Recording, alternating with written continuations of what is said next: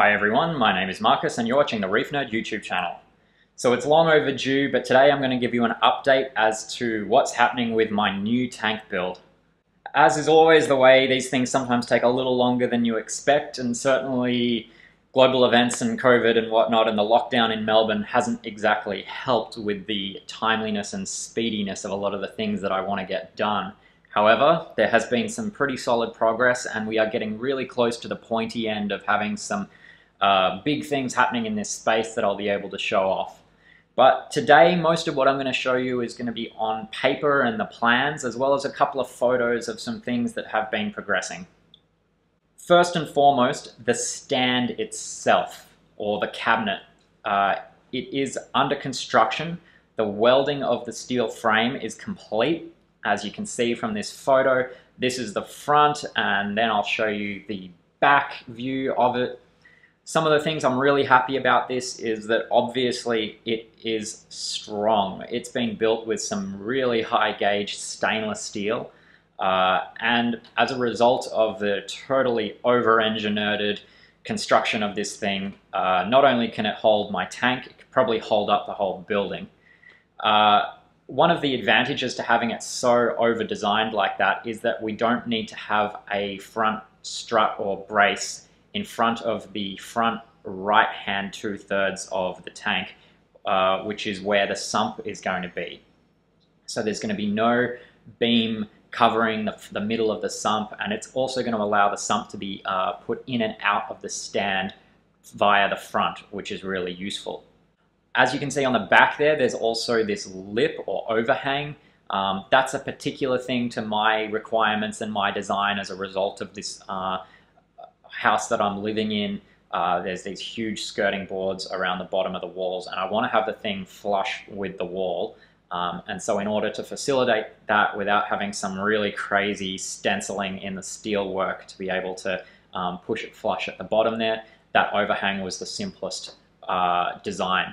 It also means that there's a cavity at the back of the cabinet there, which is still underneath the tank, which is going to be really useful for all of the plumbing and the overflow of the tank. It'll be able to come straight down along essentially the wall and then into the cabinet without having to actually pull the tank out from the wall to accommodate that. I have actually changed the design of the cabinet itself quite a bit from the first one that I showed you. It's now going to essentially extend further beyond the tank. This will give me a bit of a working bench top next to the tank. Whether I keep that as a bench top to store and collect junk and be a bit of a fragging area or whatever it happens to be, or whether I end up putting a second tank there, which would be like a nano tank or something like that, remains to be seen. But I like having the option, and certainly I'm going to like having additional cabinet space accessible underneath the tank and the area around it for more equipment and reactors and dosing vessels and pumps and everything else that comes along with these big tanks. The other extension to this is also just more about keeping the whole design of it in line with this large living room kitchen area that I'm in right now. And so Jazz has always wanted to have like a bar set up. She's always talked about wanting like a bar cart and a bar area in our place. And so we've sort of integrated that idea into the fish tank as well. So that further extending on from that new part of the cabinet for the tank is going to be a benchtop bar seating area with an additional cabinet on the far right hand side off to the against the wall. And yeah, so the idea of that is it can just be sort of a benchtop seating area. Like you can have breakfast there, we can use it as a bit of an entertaining area, and it'll have a great side-on view into the tank as well once we put some stools there. So we actually decided to change up the design to add that at the last moment. The steel frame had already been welded. That's the structural part that will be holding the tank itself. But the woodwork hadn't been cut and was due to be cut the next day. So we got our designs in just in the nick of time to be able to accommodate those changes. And yeah, all of the wood and the paneling is being cut as we speak. And I should have an update to be able to show you some of that pretty shortly. Coming back to the tank itself, as you can see from the designs, there's also a lighting hood that's going to be above the tank. And that's well underway, the design and the construction of that. In fact, I've already had the electrical work done. So as you can see here, there's a hole in my ceiling with a power cord sticking out of it. That's going to be where the cabinet power points will be. So that there'll be no dangling cords coming out of that hood, and all the lighting and equipment up in that hood will be getting its own power locally. Finally, I've been working with Eric at Hamali Australia on my sump, and this thing is going to be really cool. We're putting a lot of design thought into this thing. It's going to be a 1 meter long sump, which by Eric's standards is not huge. He's done much bigger sumps, but then as a result of sort of the design work that we're putting into it, it's going to be one of the most densely packed sumps I think he's ever done in terms of the number of features and little design tweaks that are being made to this thing is almost out of control. Here's a sneak peek. This might not be the final product of a top-down view of the sump. I'm going to hold a few things back and not tell you about them until I physically have it, just so that there's some surprises in order. We've got some really cool ideas of what's going to exactly go into this sump.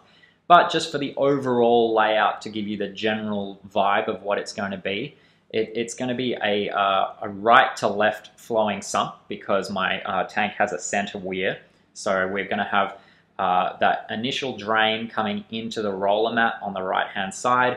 Then there's a media chamber, then a skimmer chamber, some baffling, and then an ATO. What's unique about that ATO reservoir is that it also houses an inbuilt reactor.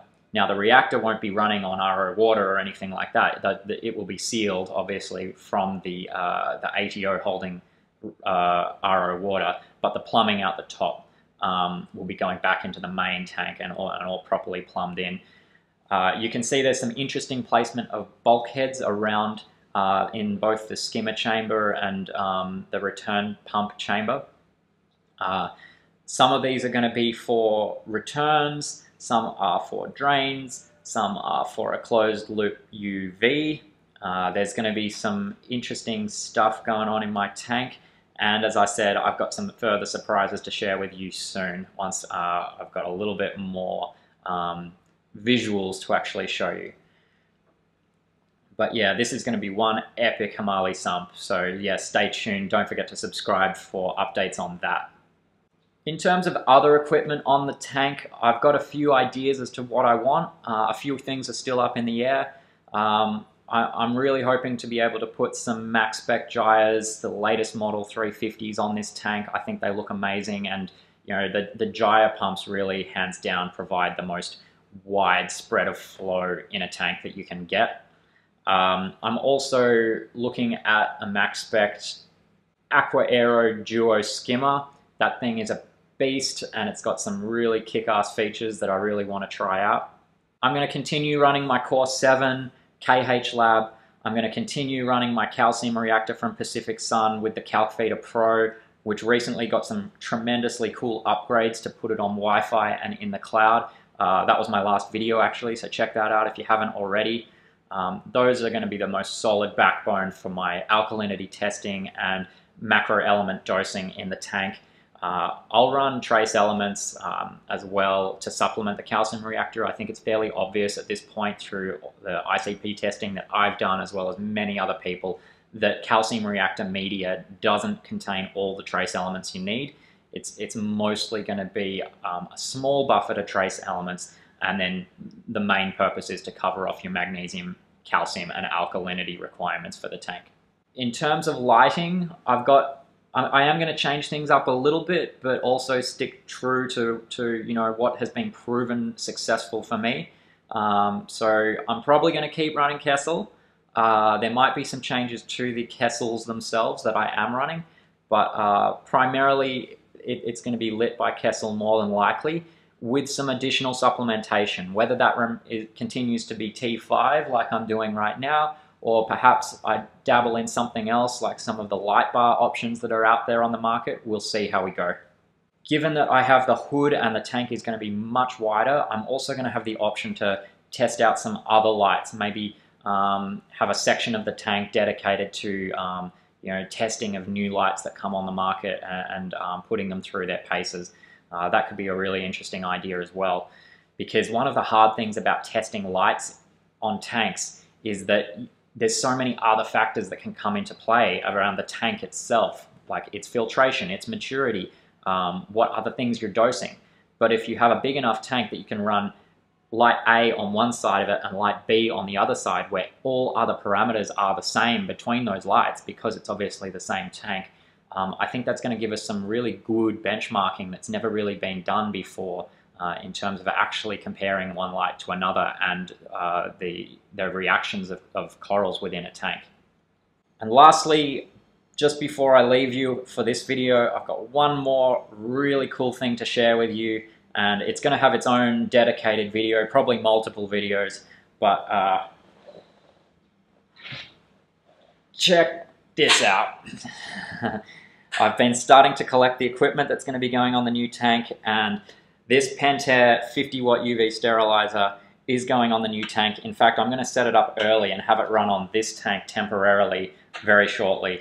So yeah, expect a lot of content about this beast of a unit.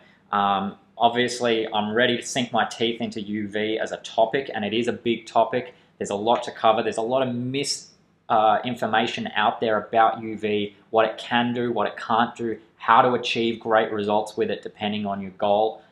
So I'm going to be covering all of that. So if you're interested in learning more about UV, both from an educational standpoint and then a practical standpoint of using it on systems for specific purposes, hit the like button, get subscribed, and you won't miss out on any of that future content. Anyway, I hope you found this video helpful. My name is Marcus. You've been watching the Reef Nerd YouTube channel. Bye for now.